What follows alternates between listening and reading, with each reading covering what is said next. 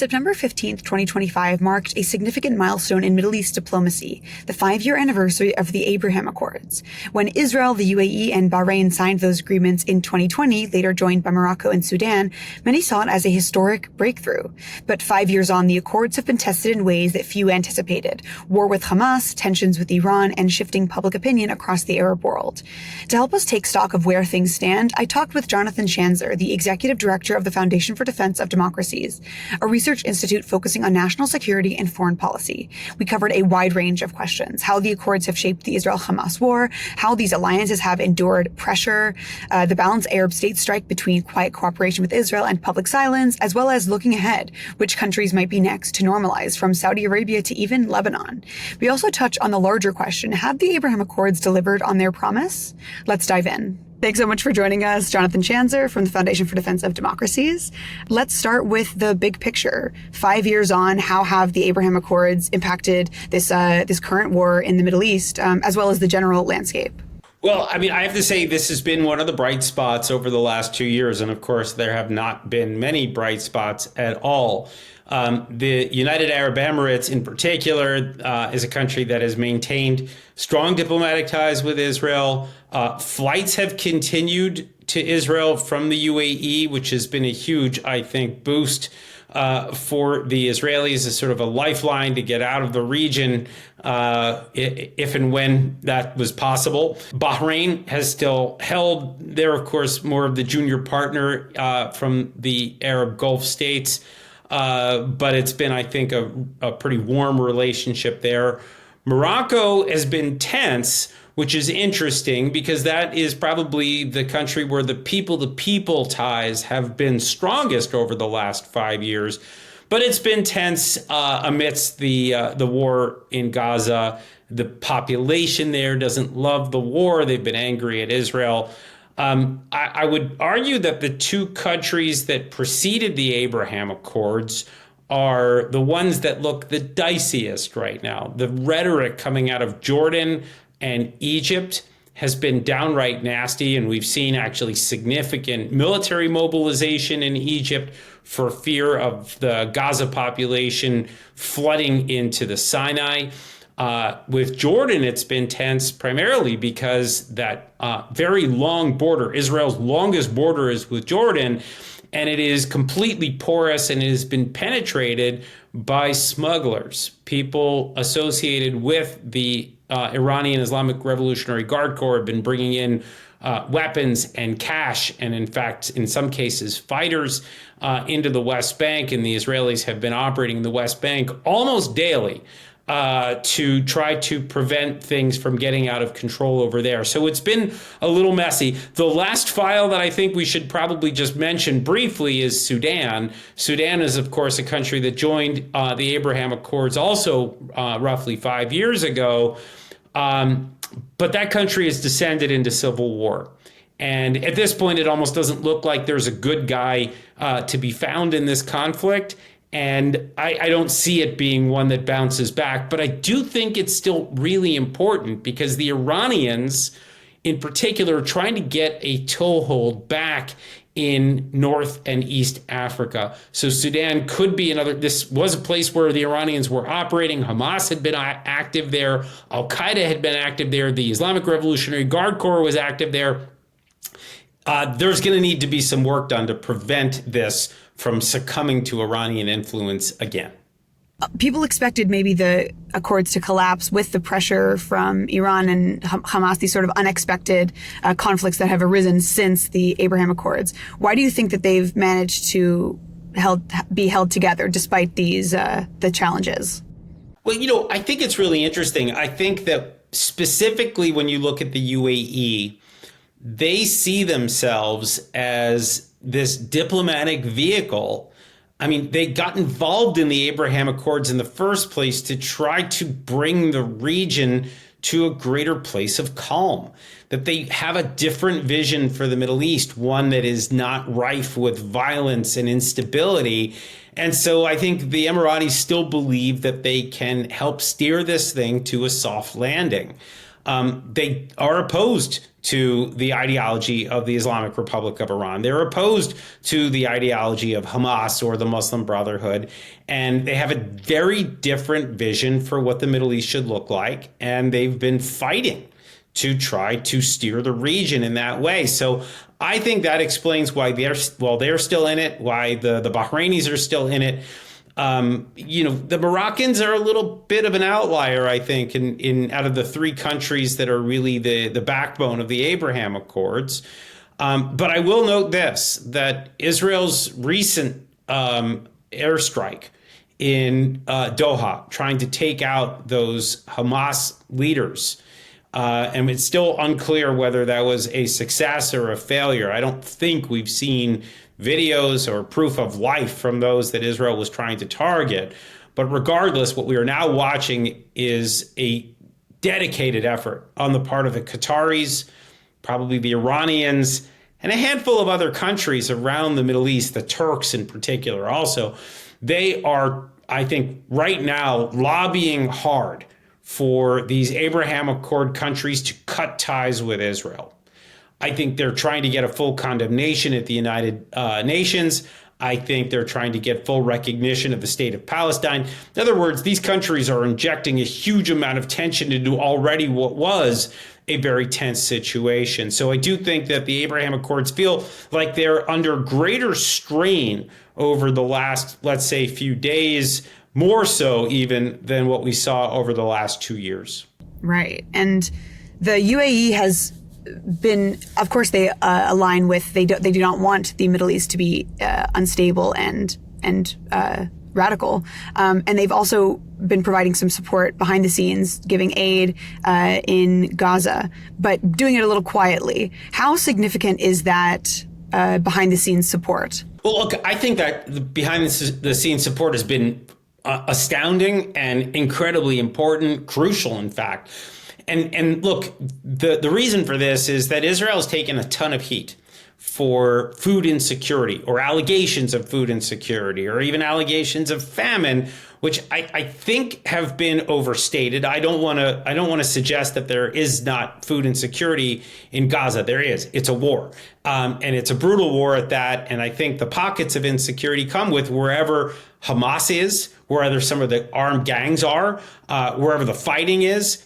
Makes it harder to deliver food, makes it harder for the people to be able to come out and get food, even if the food's been delivered in the Gaza Strip. But that all said, the fact that the Emiratis are delivering more food, airdropping more food, they're trying to actually lessen the instability. They're trying to make sure that there's more food in Gaza so that we could get back to the business of trying to end the war. In other words, the more these allegations circulate, the more the accusations fly against Israel, the more vilified Israel is, the harder it is for Israel to integrate with the region. I actually see the Emiratis, by doing this, I mean, some people would say they're supporting Hamas. I don't see that at all.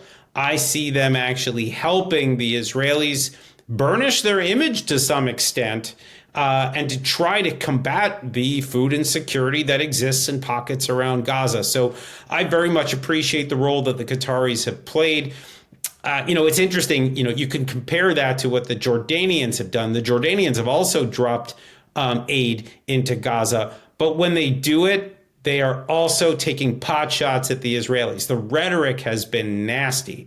The foreign minister, the queen of Jordan, the king of Jordan, the prime minister of Jordan have all just been leveling these very ugly accusations at Israel while they've been dropping the food. The Emiratis are just quietly going about their business, trying to make sure that the people of Gaza don't suffer that much more than they already have because of the war that Hamas started. Do you think it's noble that they're doing it sort of quietly and not lobbying sort of low-hanging fruit accusations at Israel? But do you think that quietness is also because they're trying to not have problems back at home? They're trying not to have media coverage about them helping? Like, what is the quietness about? Well, I mean, look, the quiet has, at least from my understanding, it's just like, hey, we're just doing this. It's not like they're not claiming credit for the fact that this food is being dropped. I mean, you can see the headlines, and it's AP and it's Reuters and it's, internationally all across the board. Everybody knows the Emiratis are doing this. They're taking credit for having done it. They're just not making political proclamations about Israel. They're not vilifying Israel while they're doing it. They're basically just saying, look, it sounds like the people of Gaza need more food. The food's not getting in fast enough. We need more. So here it is. The Emiratis are here to help. And that really is the role that they've been trying to play. It's, in my view, what makes them best in breed. But I will also say that this is not just altruism. And I do think that we need to understand one thing that motivates the Emiratis here. And it's the same problem that we see across, or the same issue, let's say, that we see across the rest of the Arabian Gulf. And that is that these people don't want the war to spread. They like being in a place that's far from where all the action is, and they don't want the action to get any closer to where they are.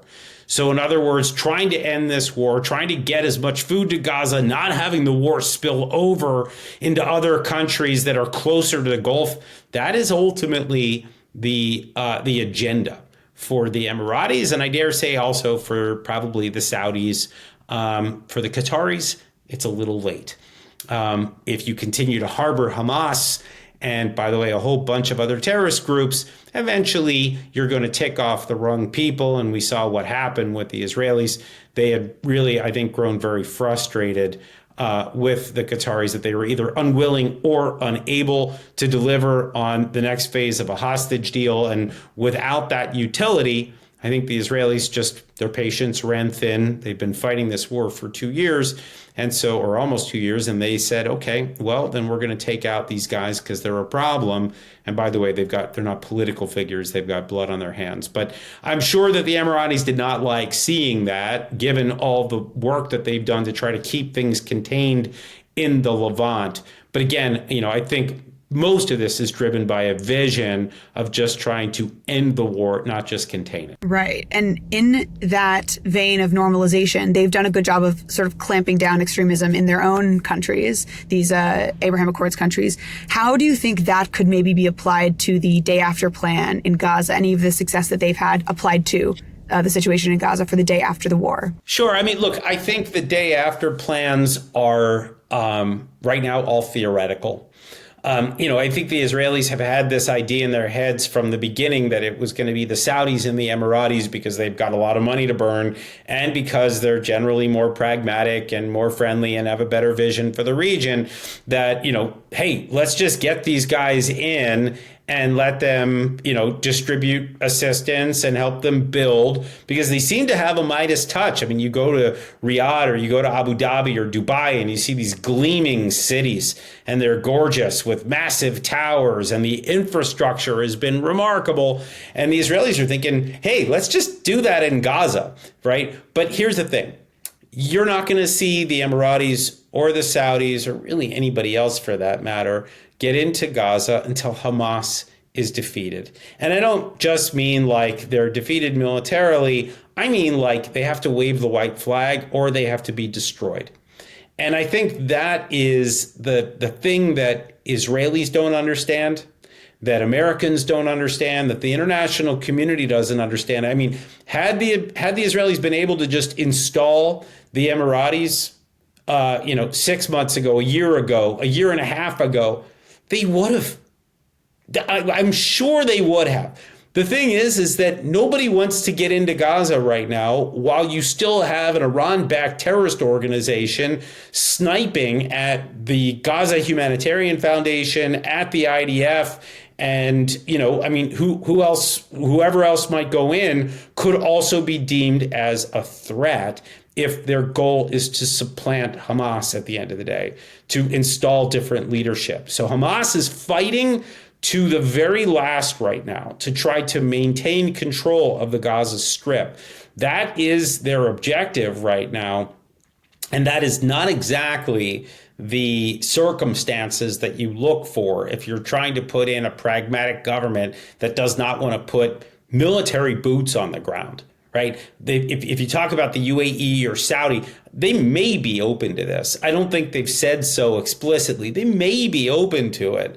But the only way they're going to agree is if they don't think there's a significant threat. And that would require Hamas to wave that white flag, to surrender, to cede control of the Gaza Strip. Absent that, I think the Israelis are doing all that they can right now, which is to try to defeat them militarily. I should just note parenthetically, by the way, that the hostage families and the Israeli left, and probably, I guess, even the Israeli center right now, they're also just sort of like, hey, why doesn't Israel just stop fighting and let this thing just end so we can put in the Emiratis or the Saudis and wrap this thing up neatly and put a bow on it. And, I don't think they understand this either. If Israel surrenders and just says they're not fighting any longer in the Gaza Strip, well, that means Hamas won, at least on some level. I mean, there's a lot of destruction there and they're picked apart and they don't really pose a threat to Israel any longer.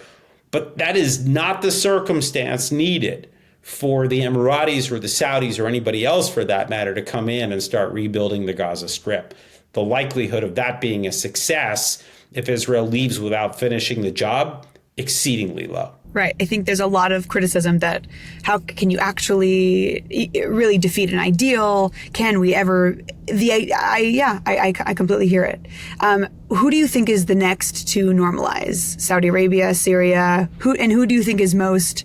Who's the most desired? Look, the most desired is Saudi. The Saudis are they're the custodians of the two holy mosques in Islam.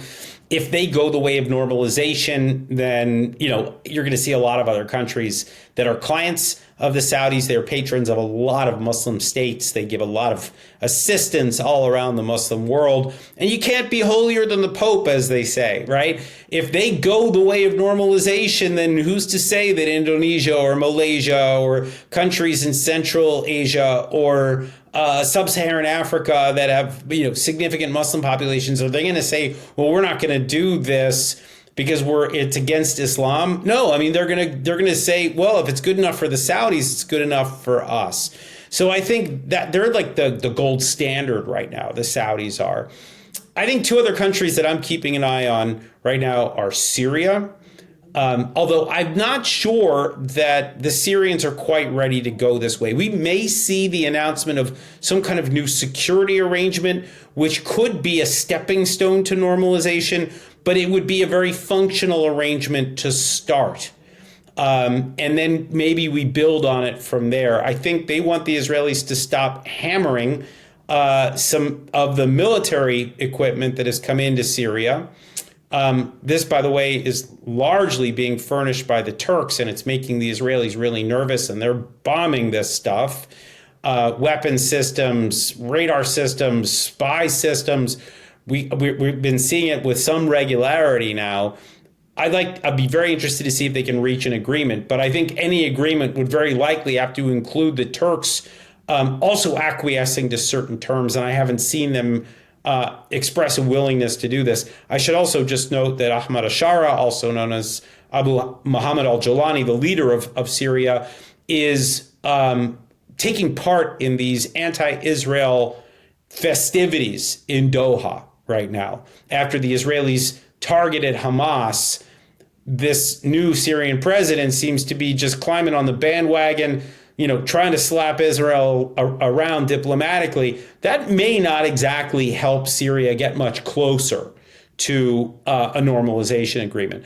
The one area that I will say, and it surprises me to say this out loud, is that there is some possibility of Lebanon going in the right direction. There's talk right now, and look, right now it's all talk because the Lebanese government is not strong and doesn't have its act together, but they are trying to dismantle Hezbollah. And if they're able to do that in southern Lebanon, they may be able to do it in northern Lebanon. If they're able to do it in northern Lebanon, I guess maybe all of Lebanon would be under the control of the government.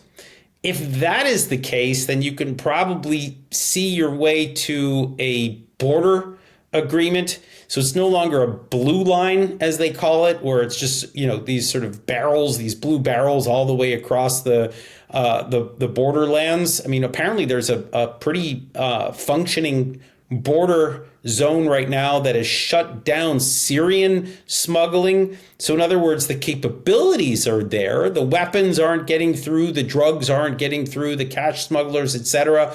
It looks like the Lebanese armed forces are doing a better job with some British assistance. So the question is, can you do that again in the south of Israel while also dismantling Hezbollah?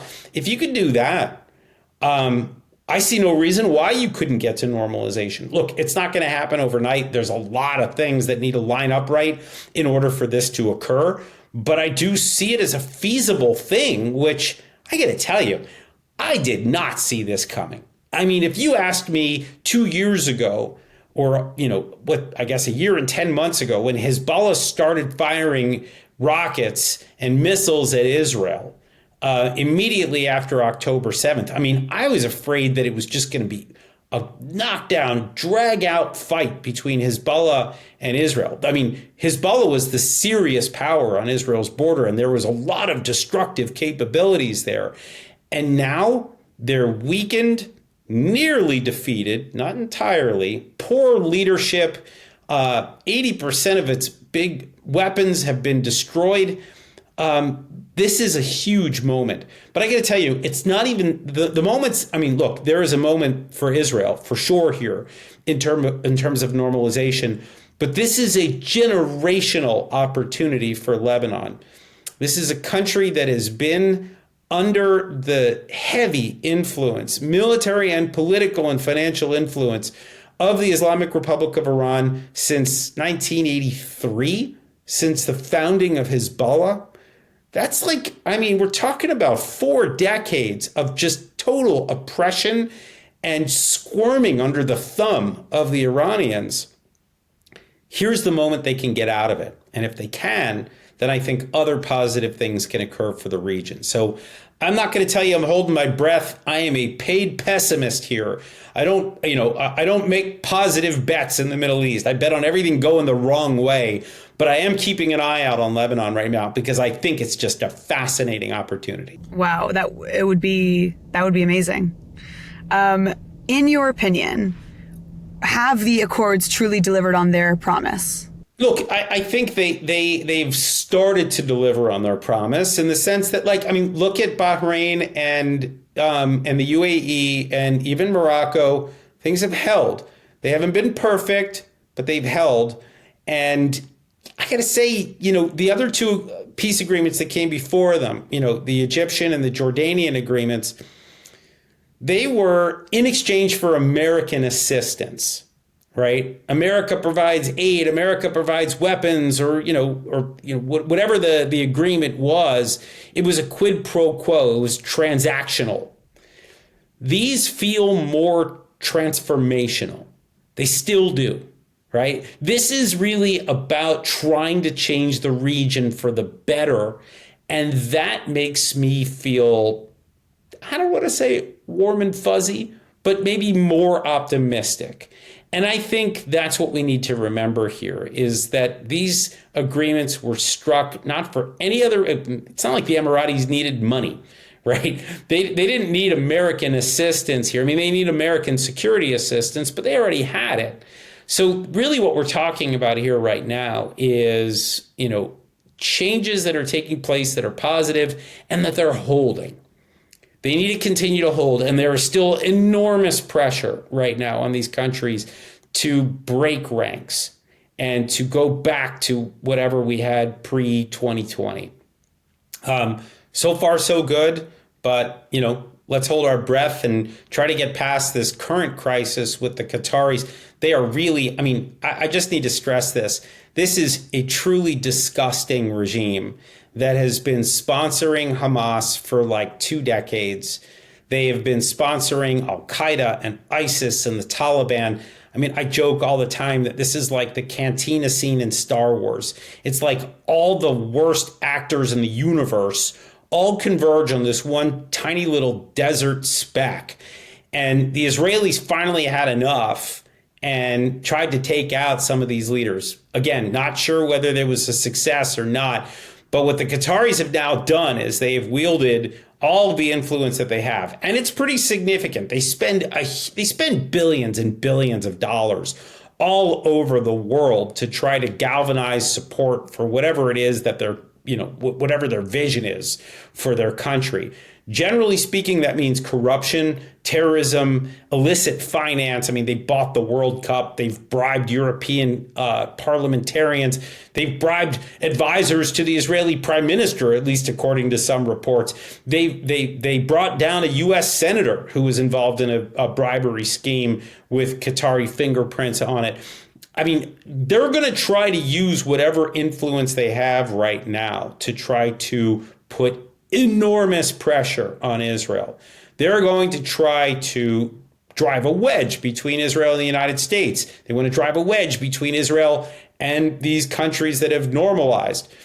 The hope right now is that whatever this crisis brings, everybody's going to be able to ride out the storm, that Qatar fails in its efforts to further destabilize the region, and that we get back to the business of trying to end the war, bring home the hostages, and maybe even find some new normalization partners, because that would be great. I mean, that's thank you so much for your insights. Thank you so much for your time. This was really great. My pleasure.